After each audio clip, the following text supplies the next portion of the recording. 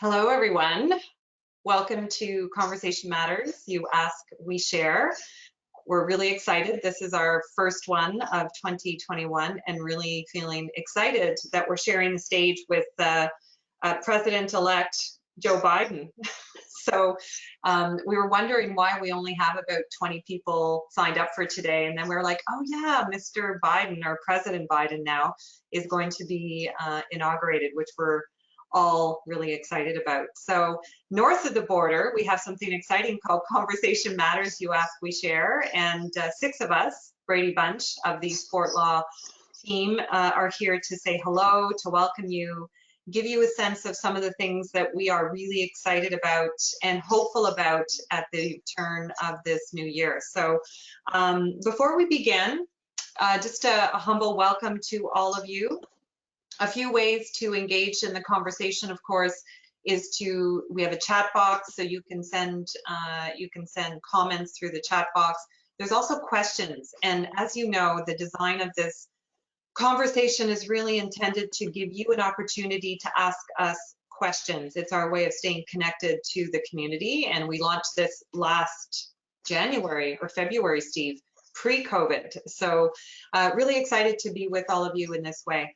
Before we officially begin, we wanted to do a land acknowledgement, and this is a practice that many of us are turning to just to reflect the care and to acknowledge the Indigenous people of all the lands that we are on today. And even though we're meeting virtually, we would like to take a moment to acknowledge the importance of our lands, which we each call home. We do want to reaffirm our commitment and responsibility in improving relationships between nations and to improving our own understanding of local Indigenous peoples and their cultures. So from coast to coast to coast, no matter where you are this morning or this afternoon in this country, we acknowledge the ancestral and unceded territories of all the Inuit, Métis, and First Nations people that call this land their home. So welcome everyone to this beautiful conversation. So I'm going to be hosting you this morning or this afternoon, and I'm joined today by some of my most amazing colleagues. So we have Jason with us. You can give everybody a wave, Jason. Perfect. We have Steve. Everybody knows and loves Steve. There you go. We have Loren, and we have Melissa, and we have Michelle. Okay. So if you have questions, feel free. I'm going to be monitoring that. I'm going to kick us off because there's a few of our colleagues could not be with us today. So one of the exciting things that I'm really excited about is the NOVA profile. And some of you on the call may be familiar with this psychometric tool.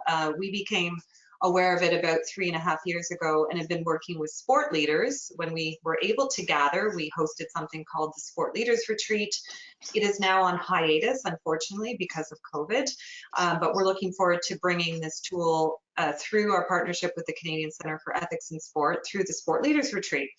However, during the pandemic, we have been using this tool to help staff in national and provincial sport organizations feel connected to each other. The result has been transformative. So myself and Loren and Stephanie have been using the tool just in terms of helping organizations, so with coaches and athletes, with organizations, so the employees and their boards, or even as a way of increasing teamwork and camaraderie. We have found that the use of this tool has helped people increase their self-awareness, become more aware and empathetic of others, and then to enhance the collaborative opportunities, especially if they're feeling the natural tension that can occur when 2 or more people work together. So we have found that this is actually a conflict mitigation practice and tool, which has been amazing. The other really cool thing about the NOVA, and this is what our colleague Kathy wanted me to share with all of you, is it can be used as a recruitment tool. So in a COVID pandemic kind of world, how are we enhancing our recruiting practices such as we can get a sense of the human being in front of us and do they really have a good fit with the job that we're looking for? So the NOVA can be used as a hiring practice. And Kathy and I have collaborated with a couple of clients now, and it's been extraordinary because they've been able to refine their requirement efforts and to be really clear about the kind of behaviors and motivations that they're looking for with the person they're trying to hire. So that's been amazing. The second thing is, when we go out and we recruit their top 2 or 3 or 4 candidates, they themselves do the survey. And in that process, we get a fit or a right match. And it's been really amazing, because what we can then do is encourage the hiring committee to ask certain questions to ensure that the person who they're looking to hire is actually the right person. And sometimes we can fake it till we make it, because we so desperately want the job and the position. So the NOVA complements all the other good practices, like doing your recruiting properly, picking up the phone and calling the people that are the what do you call them, Steve? The people, your reference check. Sorry, I had a bit of I was just checking to see if you were listening. I'm here. So beyond reference checks and maybe a presentation that you have to do and the resume, how else do you get a sense of the person? So the NOVA is one of the things that I've been tracking, and really exciting ways in terms of ensuring employee wellness, ensuring good fit between athletes and coaches, expanding your emotional intelligence, and then also as a job recruitment tool. So super excited about that. So that's what's making my heart sing right now. So I'd love to invite Loren into the conversation. So we're going to go to Loren first. Loren has another gig that she has to get to on behalf of a client. So we're going to learn a little bit more from Loren about some of the things that she's really excited about. And Loren, it feels like maybe the bridge around the NOVA and everything that you're doing. You know, you were a national team coach for quite a while ago, not that you would know. And you were also a national team athlete. So I'm really excited for you to share with people what are some of the great things that you're looking forward to this year as it relates to using the NOVA, and who you're looking to introduce it to. So over to you to share a little bit more. Yeah, beautiful. Thank you. Yeah, so one of the things that I'm really passionate about is working with coaches and administrators, but primarily I'm really jazzed about working with coaches. And, you know, what we see often is someone was an athlete and then they moved into being a coach, and maybe they became national team coach. And, you know, while they are really, really excellent at the sport that they're involved in, sometimes what happens is the attributes that they had as an athlete, you know, are not necessarily the athletes or the attributes that are needed to be a really effective coach. And so, you know, I've been in the process of developing a program for sport coaches whereby they become more in relationship with themselves in order to be in relationship with others. And, you know, to give an example of something that is going to be in the program that I think is groundbreaking and is a game changer, is something which I call designed alliance. So as a leadership coach, Dina, you'll know this, is when we begin to get an engagement, and if I put it into other language, you know, if you think about engaging, like, you know, us engaging with a sport organization, we have a document with all the explanation about what we're going to be doing, what the expectations of the organization, of myself, and what I'm expecting from the organization, and we enter into that agreement. And so here's the thing, life is all about agreements, right? What if we entered into a designed alliance with our athletes, and our athletes with the coaches, right? And it's a really proactive approach in order to build a relationship, right? And so what it is about building a culture where you have beautiful conversations at the beginning, let's say, of the year, before you go to a competition, about how you will agree to be with one another. So when things are great, how will we be together, right? So if I win, you know, I will have the conversation with my coach to say, I want a double high five. But what I don't want is a hug. But another athlete might say, give me a hug, I need that, right? So it's about having these conversations about what works for me and what doesn't, right? When I lose, or things go off the rails and they're not good, you know, how shall we be together, right? And so what happens when things go off the rails often is emotion arises. And because we're an emotionally illiterate society, we don't know how to be with our emotions, you know, and so often what is expressed, what looks like anger, if you actually dug a little deeper, it's actually maybe something like disappointment, right? So imagine if you had a conversation in that moment and you walked away and took a few breaths or took a walk and then came back and had a conversation, but you'd already designed that. It's like, if this happens, this is what it can look like for us to be really effective together, right? And then come back and have a conversation. That's called self-management, and it's possible, right? So, I mean, I often get asked, how can I be really firm and tough, you know, with my athletes? Because that's what's needed for high performance, you know, level. And be compassionate. It's like, you can't hold those two things in, you know, as true at the same time, but it actually is possible, right? But this is a conversation about teach me how to be with you, and I'll teach you how to be with me, right? So this is one of the things that, yeah. I think it's extraordinary because so much of what has been holding us back and feeling like anchoring, and not in a healthy way, it's like our soul feels like it's being dragged down through the mud, especially with coaches right now. In a lot of the conversation you and I have been having with coaches, I mean, we had one yesterday with a group of coaches, national level coaches, who are longing to be able to do what Lorraine was speaking to, have real relationships, in some cases to create the right relationship, or in other cases to repair the relationship.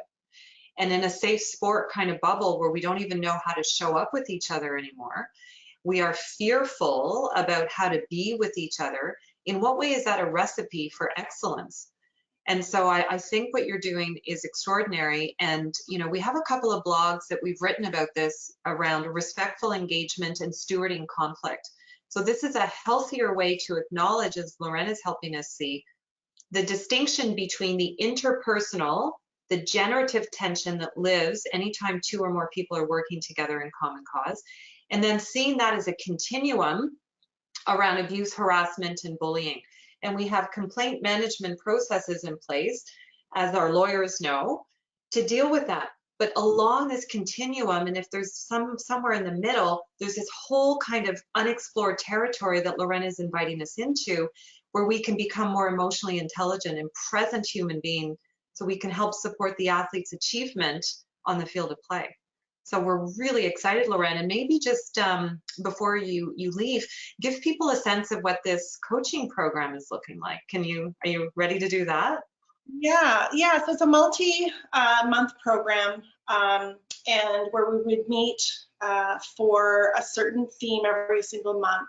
There would be, so it's a mix of one-on-one coaching and group coaching and group learning experience.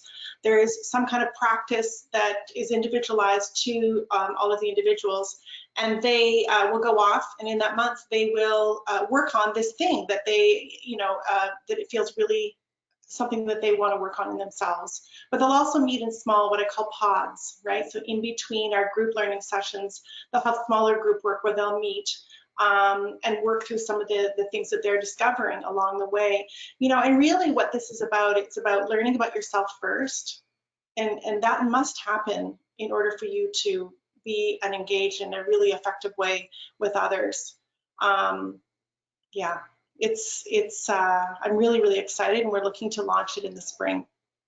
Okay, so if people want to learn more about this program that Lorraine is leading for coaches, and that she's been having very intentional conversations with world leading coaches actually in 2020 that helped her design this program, which is virtual, and that also incorporates the NOVA, which we're really excited about. So if you want to learn more, you can reach Lorraine at llb@sportlaw.ca.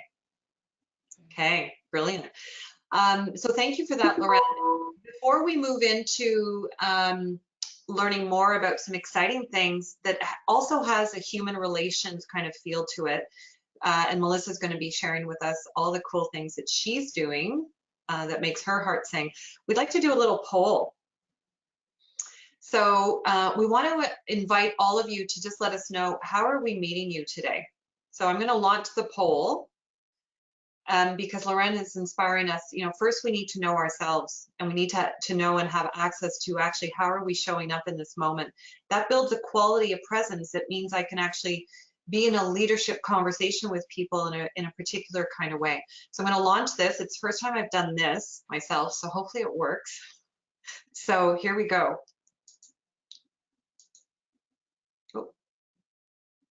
Oh, did I launch it and close, or is it working? Steve, did I close it? It's closed. There we Okay. go. All right. So you've got a couple of minutes here, well, minutes, seconds. Let us know how you're feeling. So take a few moments to read into how am I feeling in this moment? Being able to color code it gives us a place to start to acknowledge what's going on with me in this moment. So am I feeling in the red zone where things are cooking with gas? I'm feeling a little bit out of control. Maybe I'm feeling, you know, some language around anger or frustration. Am I feeling more in the yellow zone where there's some anxiety? Also maybe some hope and optimism. Really busy, no more room to take anything on. Am I feeling green? Relaxed, everything's going well. So give us a sense of how you're feeling by clicking on, I don't see anybody. I think it's closed. Oh, is it? Oh, bummer. Okay, well, that didn't work. Well, you Trying. know, folks, we'll see, you know, Steve is there. Let's see if Steve can work his magic. No, it's not working, eh, Steve? Okay, so my bad, everyone. There was my miserable attempt. I double clicked. So my apologies. If you're curious about the tool, the instrument, it's not rocket science. I think we've shown this with you beforehand. So you can actually find that. I think on your site you can share it as a handout. So so maybe try this. So there's a red, there's a blue, there's a green, and there's a yellow. Intuitively, can you send us a note in the chat box? So just let us know where we're meeting you as a group here today, so we can get a sense, and we can't see your faces, but we can feel into you. So just give us a quick sense of how you're showing up today, okay? So take a moment. Okay, thanks, Dave, for being the first one. No wonder you are, because you're in the green zone. Anybody else? Steve, Jason, Michelle, Melissa, Loren, while we're inviting people to share, how are you guys feeling? I'm feeling pretty green. Okay. I'd say I'm between yellow and green. Yeah, so I love, Michelle, that you're combining, right? And so there is sometimes a mixing of this. And when you use a tool like the how am I feeling, it helps us get to what Loren was speaking to, which is a sense of auto-regulation and being able to access all of this stuff that is our emotional landscape that often is hidden to us. So being able to find the right language to describe how I'm feeling. As leaders on the call, imagine starting off your meeting with that with your staff. And of course, executing it much better than I just did. But looking for a plan B, right? And saying, oh yeah, like I'm actually feeling blue. And how is that affecting my capacity to lead in this moment? And what might it look like if I actually shared with people that something that's heavy for me, you know, maybe by sharing it with others, it doesn't feel so heavy. And remember, just because I carry it so well doesn't mean it isn't heavy. So a little tool like this can help us connect more with the people in front of us and recognize that so much of what is invisible actually matters. All right, so if you are curious, the handouts are available to you, and you can download them and make use of this incredible little tool that was developed by one of our other sister integral coaches, Stephanie Potter. So deep bow to Stephanie for making that tool possible. So over to you, Melissa. I mean, you joined us last year and we were thrilled about this, and really excited about this work that you're doing that is so deeply entrenched in our philosophy, our way of being at Sport Law, around making sure that we have safe, welcoming, inclusive, equitable environments for the volunteers, the staff, the athletes, and the people that are connected to our sports. And so having someone with your pedigree, with your background, with your knowledge, with your training has been such a great addition to the team at Sport Law Strategy Group. So tell us more a little bit about what are you tracking? So what are the things that you're tracking in 2021? and maybe an invitation for the people on the call, like what are some of the things that they must have in place if they're really going to showcase their commitment to more inclusive, diverse, and equitable workplaces? Great, thank you. One of the things I've noticed in just engaging with the sport community is that organizations are really at different places in their EDI journey. So some have been more active than others.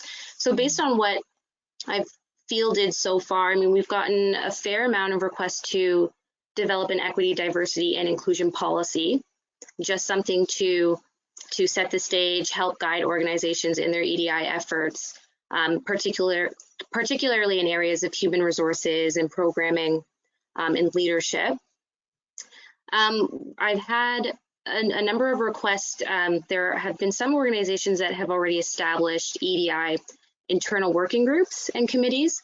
So they've invited me to attend and see how I can support their efforts.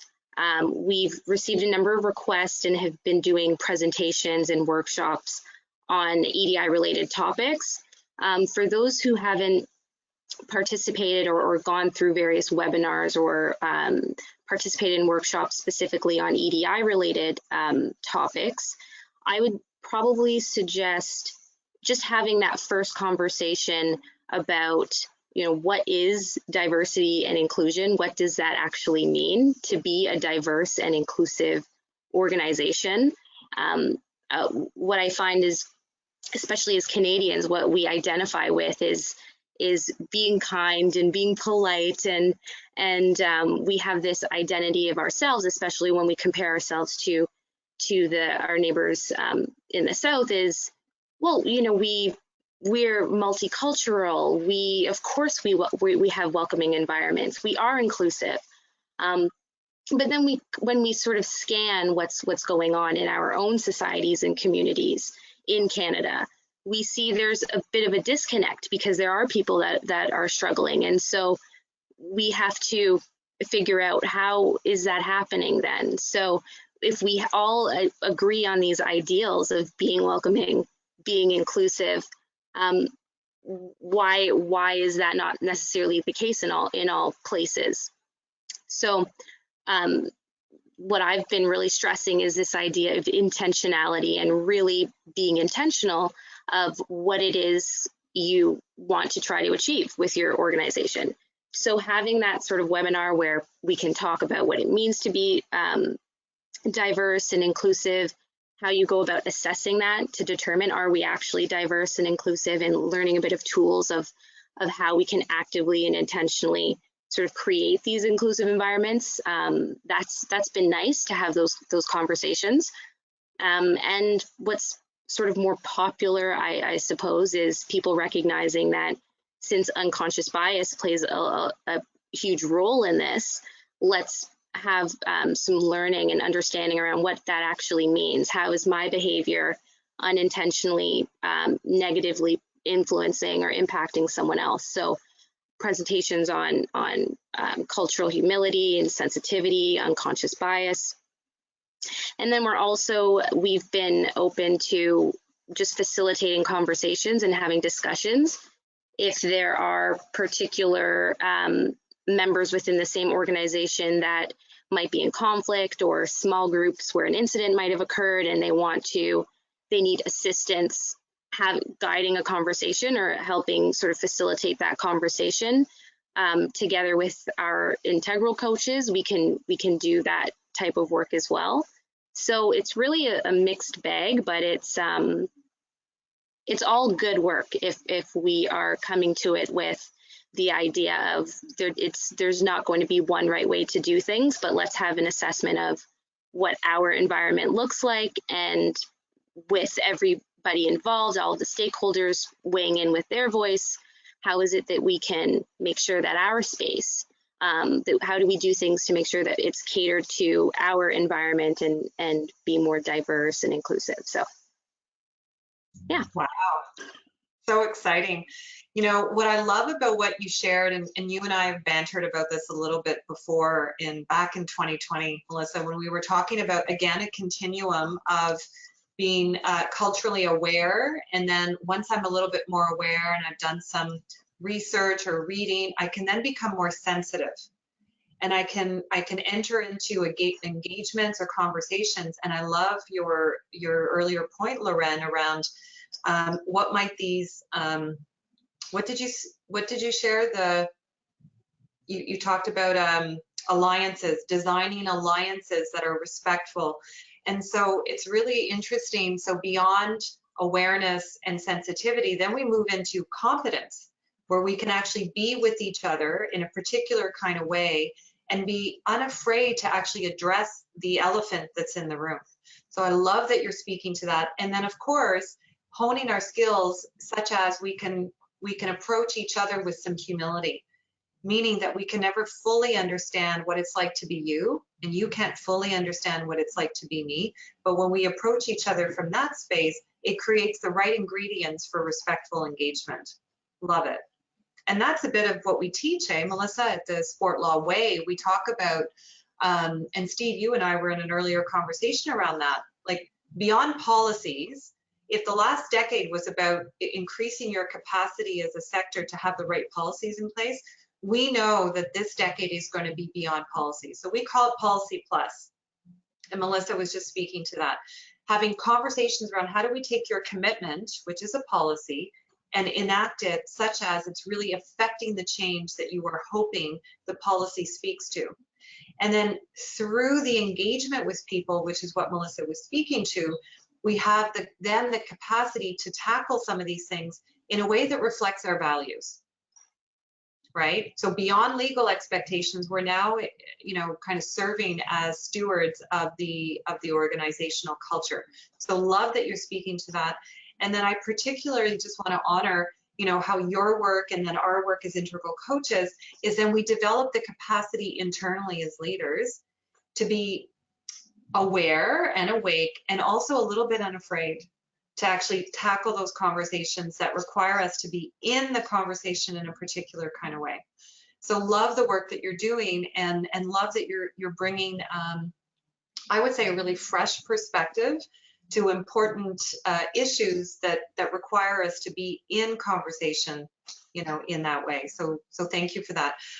If people want to learn more about some of the work that you're doing, should they just reach out and send you an email?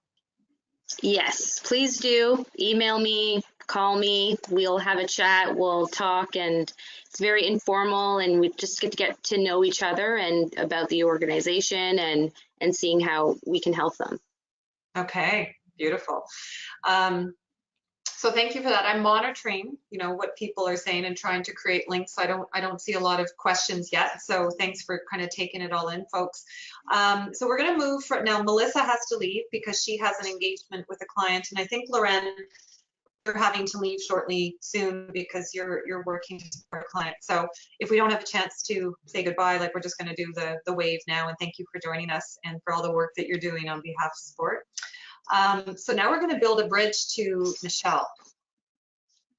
And I love that Michelle on our team call on Monday brought forward what I think is such an important concept that actually deals with human rights, like this tension between what are my human rights around any one thing, and then what's good for the collective.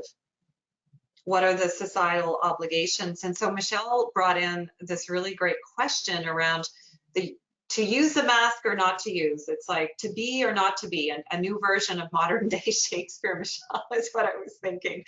So maybe situate the conversation for people so they can, appreciate what it is. I thought it was such a beautiful question.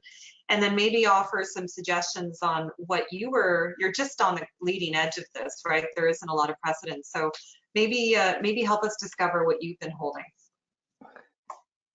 Thanks, Dina. I have to admit, I was curious on how you were going to bridge what Mel was saying with what I'm going to talk about, because I thought that's really, I feel a little disjointed. And, Mel is always a hard act to follow. And of course, today she was amazing. So I really apologize to everybody if this is just going to bring you down. That's not what I want to do. So that being said, we did talk about this on Monday, as Dina mentioned. And she had put out an invite last week as to, did anyone want to come today and talk about anything?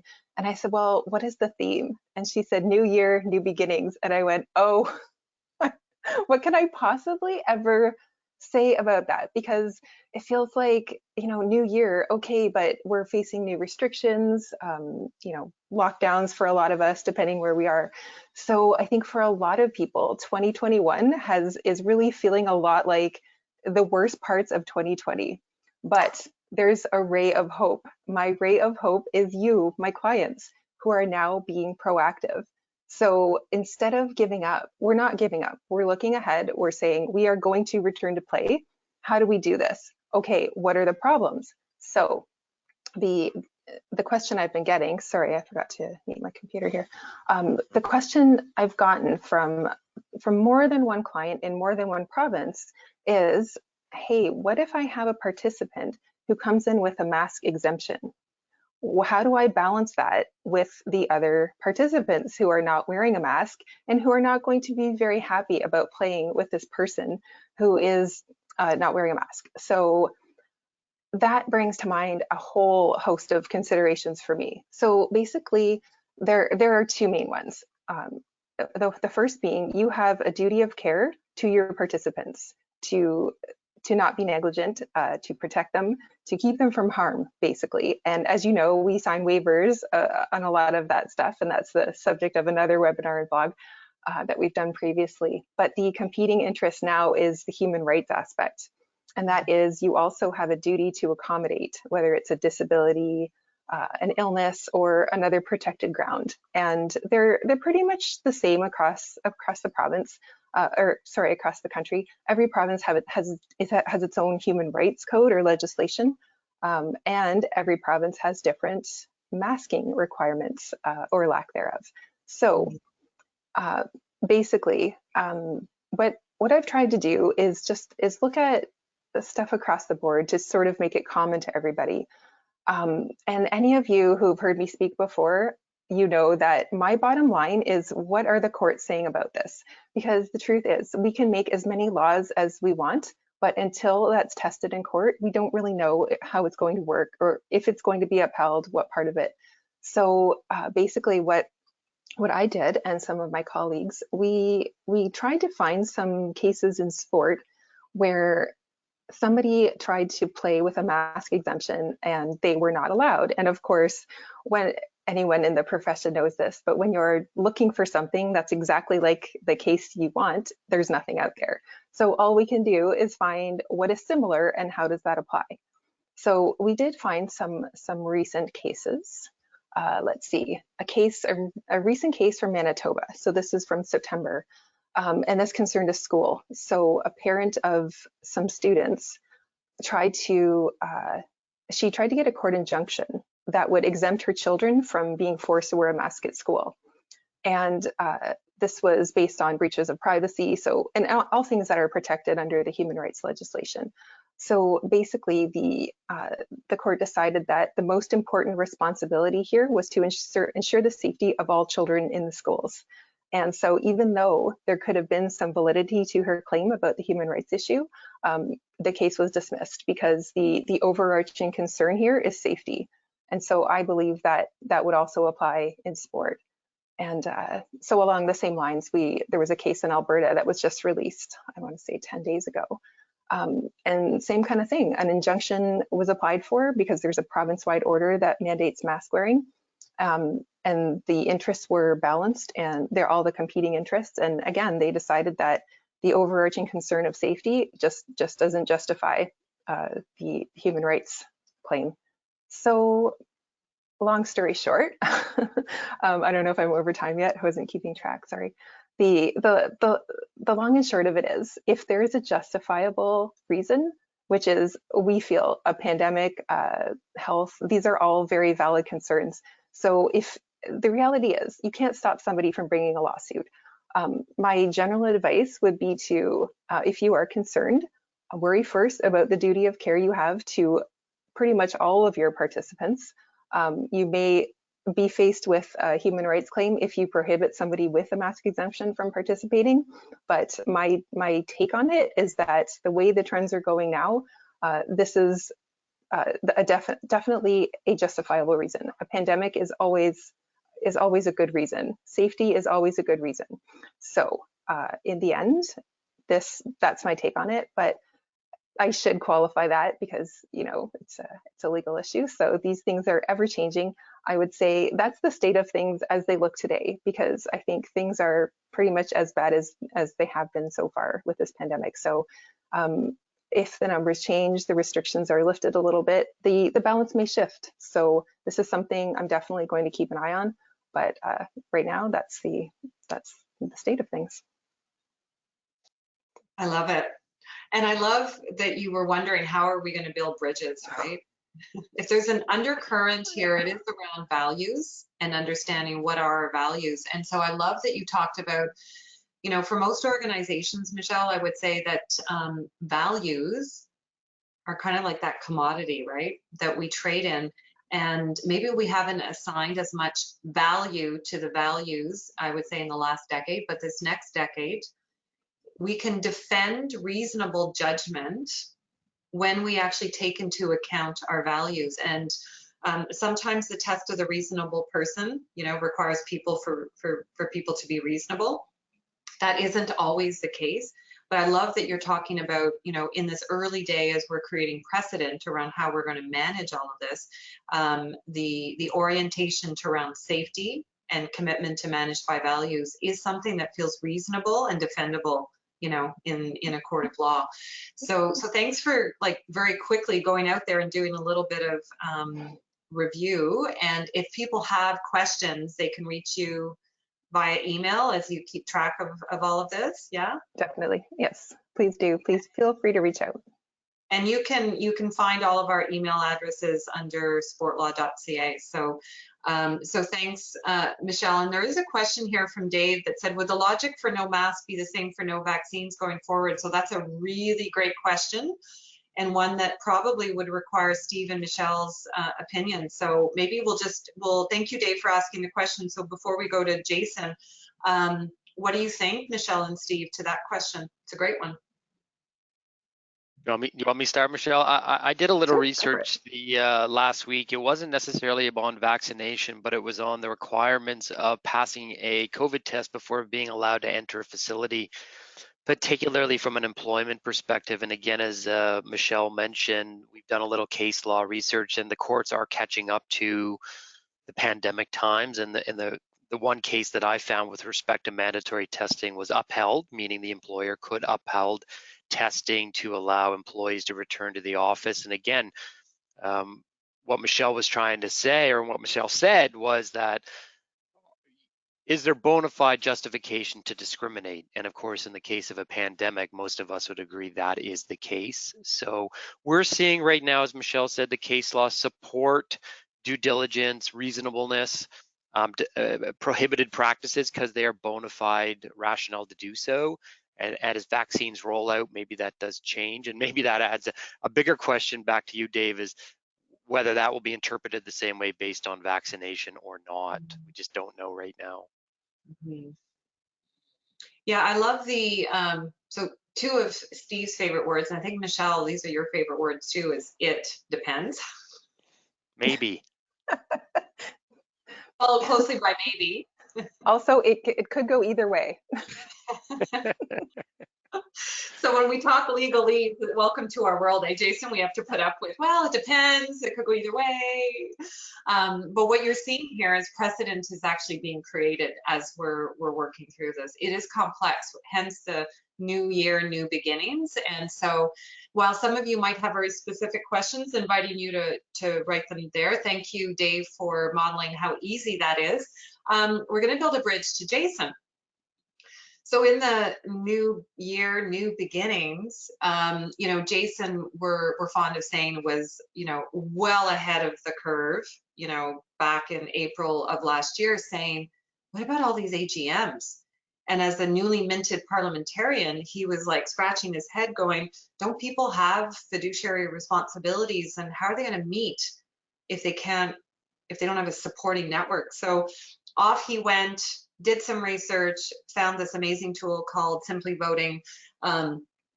We've purchased a license for this, and now Jason has been supporting maybe a little bit too many organizations virtually because he's having to work weekends and nights just to meet the needs. So Jason, maybe tell us, new beginnings, new year, even when we can gather again face to face, my sense is based on what you've shared that there's room for the Simply Voting because of the effectiveness and the efficiency of the tool. And then in particular, your own support in helping to guide how to run these meetings from a way that meets their bylaw requirements with your support. So what do you want to share with people about how you've been implementing and maybe the lessons learned here that you would like to carry over into 2021? Yeah, thanks, Dina. Good afternoon, good morning, depending on where you are. And I think the biggest thing, I don't want to kind of repeat what I said back in December, where I sort of shared the gifts of the virtual meeting, but the reality is you need to be meeting. So, some people on this call or within the sport community have done their best to try and postpone so that they can get together in person. But the reality is that this is going on and on and on, and you have not only a legal obligation to meet, but, depending on how long you're postponing things, probably a moral one as well. And so, when you're meeting, you need to do so virtually in these times. Obviously, it's a little bit different in every province, and you need to abide by what the rules are of the day.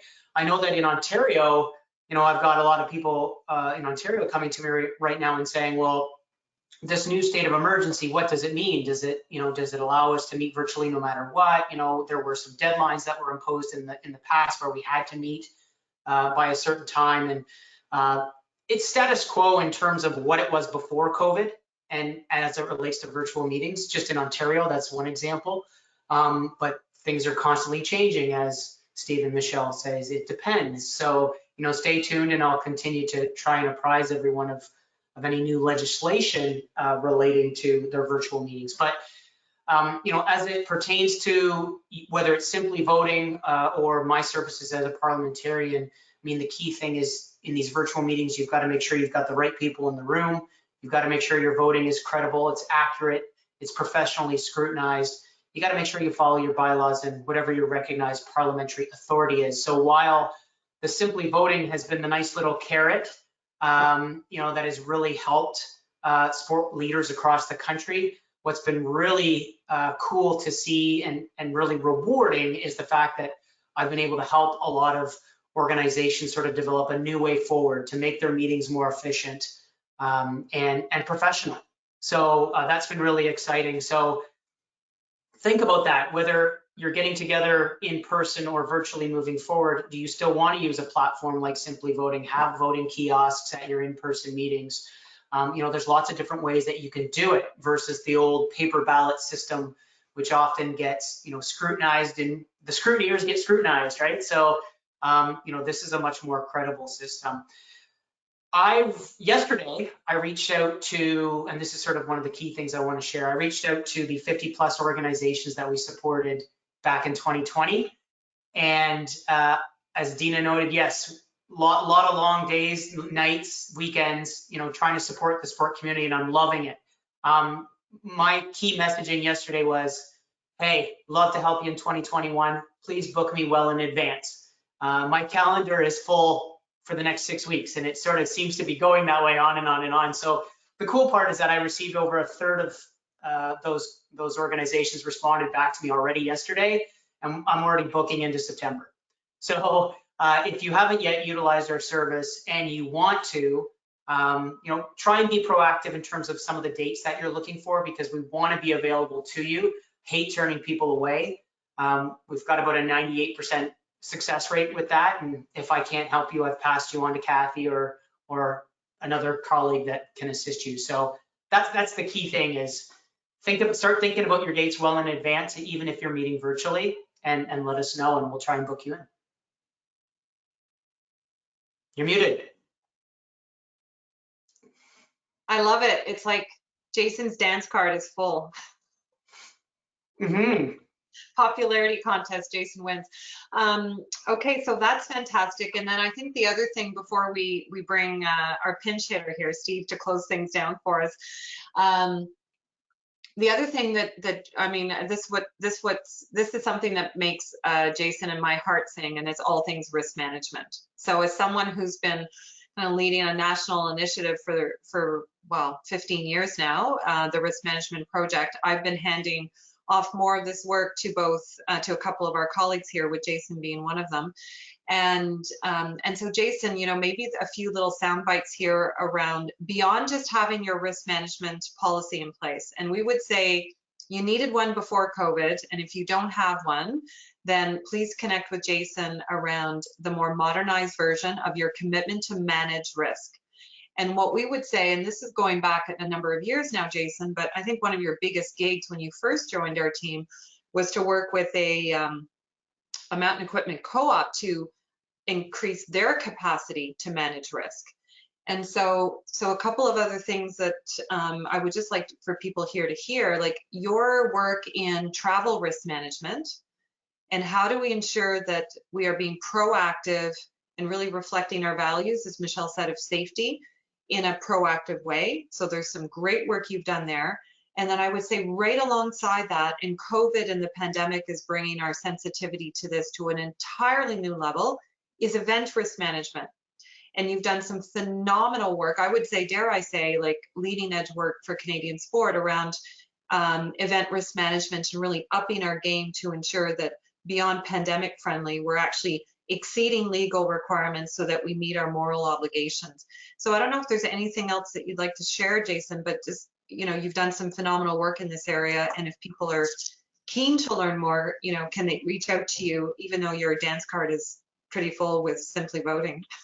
Yeah, totally. You know, obviously the event hosting landscape remains unclear with COVID, and I would encourage you, you know, a lot of organizations have now sort of implemented return to play protocols, and they're adapting as the provincial territorial restrictions change. But in terms of, you know, your major events, those you sanction yourself as an organization, and if you're an NSO, for example, those are those that you host as well, you know, your national and your provincial championships. Start thinking about how you manage risks for those events beyond just COVID. So yes, we've got to deal with COVID, but what are all the other areas of risks that we need to manage, and do we have a proper risk management framework in place? Not just a little document that says, hey, we manage risk, right? So that's part of those event risk management audits that I conduct, and we're adapting what we do, Dina, in terms of, you know, how do we deal with infectious diseases now? This is, you know, obviously changed the landscape of how we support clients. And then the same thing relates to travel. So the whole travel landscape is murky right now, and there have, you know, Ottawa has allowed some athlete travel, but it's an ever evolving process as well. And we want to start thinking about how we manage travel risks in addition to just COVID, bringing in our safe sport principles, rule of two, all that kind of fun stuff, but then also all the various different travel logistics. So we've got our travel policy suite, we've got our event risk management audit. We're trying to combine those, you and I, into a more comprehensive organizational risk management policy as well. So yeah, lots of great work happening, and really excited to delve into more risk management stuff in 2021. So hit me up. I just love how we both smile when we talk about risk management, and people are like, what? How can you make that seem so much fun? We're trying. You up at night, you know, there's the invitation. What keeps you up at night? We really want to invite people to be more proactive. Otherwise, and here's the drum roll, they end up having to call Steve. And if we think the three of us are busy, you know, Steve is burning the midnight oil candle on both ends. So take it away, Steve. There's lots you can share. I know you've been digesting with everybody, but what do you want to say about 2021 and what you're looking forward to? My first impression is it feels like 2020, but hopefully there's some optimism coming forward. I know me personally, I am very much looking forward to be active again outside of a walk by myself or with my family. So I do hope that's coming very quickly, or as quickly as possible. And of course, seeing people get to play sport instead of us just talking about sport. So very, very optimistic that that can happen as soon as possible. As you said, Dina, kind of we come back to our office, January 4th and kind of hope for a bit of an ease back into work, and that's really hasn't been the case. There's been a lot of stuff going on, and just I'll try and address a couple hot topics as Michelle and Jason have alluded to already. We're talking about employment issues and still managing COVID and employment terminations and some modifications to relationships. So ensuring you have your proper employment agreements in place is really crucial. I've been advocating for the least since last March for organizations to look at their financial situations. We can see we're already going into the second lockdown, particularly here in Ontario, where organizations may have had a reserve fund to keep the doors open last year, and I'm not sure a lot of sports can do it this year. So we're really advocating for organizations to look at their financial positions and make the cuts that they have to do to stay open when we can open.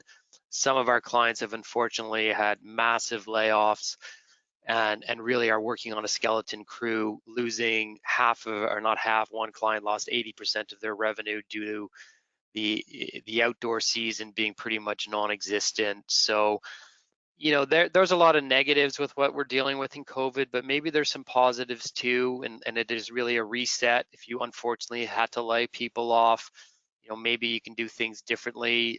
I'm really excited about what Jason's been able to do with online AGMs. I don't think that's going to stop in the future, even if COVID is resolved. I think we're going to see hybrid models where people may not choose to pay the bill to fly in and come in and do it online. And of course, the Simply Voting platform also allows people all over the country to vote in an instant basis. So I really think that's going to continue, and some of the benefits that we might see in the future.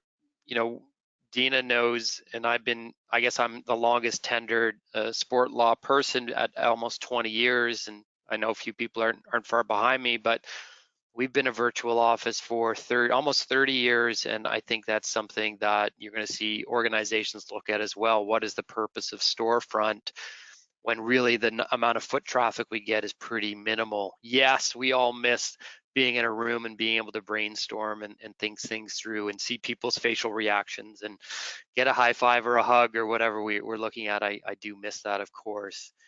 The other important issue that I will say, of course, is getting a little bit of a backseat to COVID is safe sport. The safe sport movement is still very a hot topic, hot commodity. Sport Canada is mandated by end of March that all national funded sport organizations have to have the UCC, the Universal Code of Conduct, integrated into their current code of conduct. And you can see I'd leverage that word integrated. Simply adopting the UCC as written really is not something you can do, as there's a lot of pieces that haven't been completed, particularly with respect to what do you do when you get a complaint.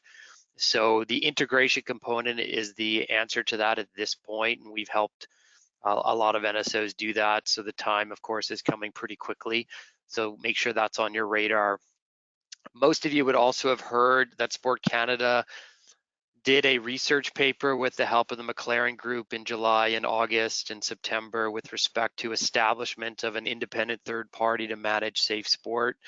The RFP for that entity went out a couple weeks ago, well, just before Christmas, and closed, I believe, on Sunday. So we should be hearing an announcement in the next couple weeks whether there'll be an establishment of a third-party independent organization managing safe sport. But I also think people have to understand the rollout of that entity.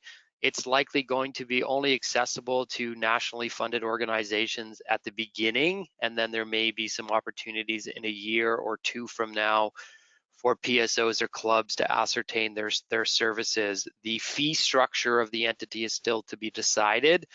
And so there's a lot of good things happening in the safe sport movement, but a lot of unknowns with respect to accessibility and costs. So we will stay on top of that, keep you well informed of what's happening in that area. Lastly, to give a little time for closing, the other thing that we have been doing with the code integration is a little bit beyond that, as we're calling it safe sport policies or creating additional policies to help manage safe sport. one of the really cool things that we're seeing sport take advantage of is what we're calling pan-Canadian policies.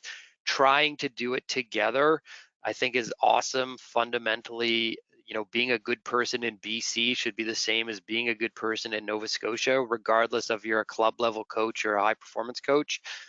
And the expertise that we're able to create because the entire country is working on the same policy suite has been really a huge benefit. And the other thing, it's not so huge, but I think it's a really cool idea, is that particularly here, some of our clients in Ontario have started to work with each other. So volleyball people are providing panels for ringette, and ringette is providing panels for basketball to eliminate that conflict.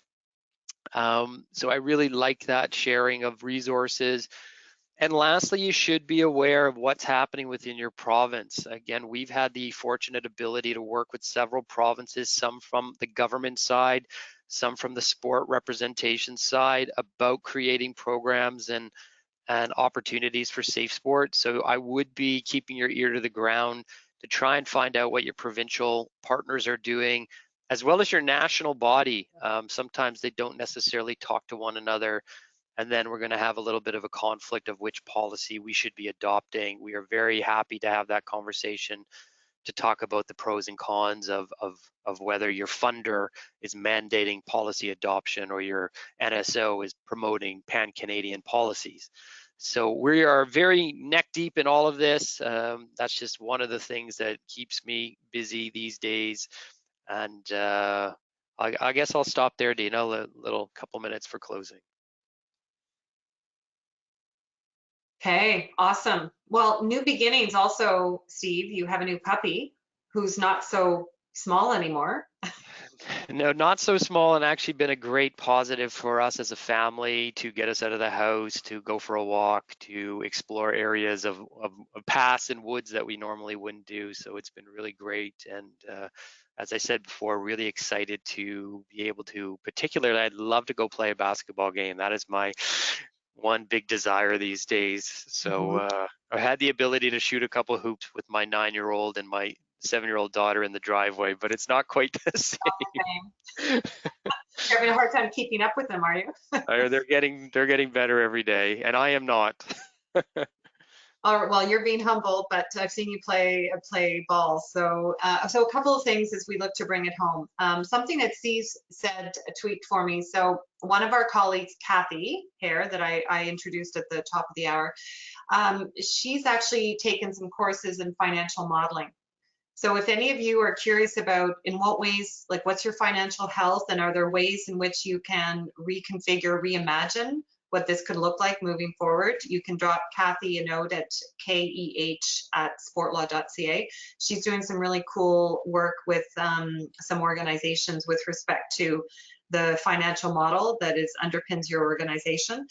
And then just as we close off, I mean, Steve actually spoke about a coping mechanism, being outside and being able to go outside so that I can recharge my batteries, because being in COVID now, like we're turning, it's almost going to be a year, right, in March, and with the cold weather and not getting outside, you know, I'll end with part of what we're tracking as well is the mental health of our employees. So beyond just the ensuring that you are, what is your fiduciary and moral obligation with respect to creating safe environments for your employees? And if your employees are anything like us, we're working harder than we ever have before. The separation between work and home is like really nebulous and maybe 50 shades of gray. So really inviting us to be mindful of, and as leaders, we are modeling all the time. So what are the ways in which we're coping? What are the ways in which we're offering opportunities for our staff to connect, which is why I'm so excited about the NOVA. How are we encouraging people to take care of themselves, and what beyond our EAP programs, what else can we do to nurture healthy healing practices in this incredible time? And then finally, you know, I'll end with some of the expertise that we are building at the Sport Law Strategy Group is to encourage people to become more grief and loss literate. And we've done some pretty cool things. So helping athletes and coaches recognize the loss that is accumulated, especially during the pandemic, of not being able to compete at the Paralympic and Olympic Games last year, and that loss gets stacked over all the other losses. So we know from grief and loss literature that loss doesn't just go anywhere, and the grief that sets in, which is a natural experience after I've lost something, gets stored in our cellular level, which if left unattended can create trauma, and can make our grief more complex. So if any of you are curious about the ways in which we're doing that, so from the grief cafes that we've been hosting with athletes and coaches to normalize the experience, to working with the CEOs or the C-levels and the boards to help them understand the ways in which they can help support their employees a little bit differently to recognize and normalize some of this. I'm happy to share what we've come to know about grief and loss and sportify it so that you're a little bit ahead of the curve. The amount of loss that is out there is staggering. It was true before COVID, and now COVID is coming in and really awakening us to the amount of pain that we're all having to hold. So if you need support in that realm, we're here to support you too, okay? So it is 1:02, invitation between now and then to reach out to Steve or I and let us know if you have any particular questions. Our next conversation matters. Steve and I will say a few things, but really we want to give this as an opportunity. Imagine we're having lunch together or breakfast or a pint. And what are the kinds of questions that you have of us? And typically, more of your questions are legal in nature. So I'm Vanna to Steve's genius. So hopefully, and if you have particular questions, maybe we have to go out and ask one of our people to be one of our guests. So let us know what you're curious about, and we'll make sure we come prepared for next week. At the very least, we're really encouraged just to host these sessions because so many of you have said how nice it is to join and gather and be with each other in this way. So until then, Steve, any last comments, or just see you next week or next month? Next month, yeah. Next month, Thanks, sorry. everybody. Be safe. Okay. Thanks, Jason. Thanks, Michelle. Bye, everyone.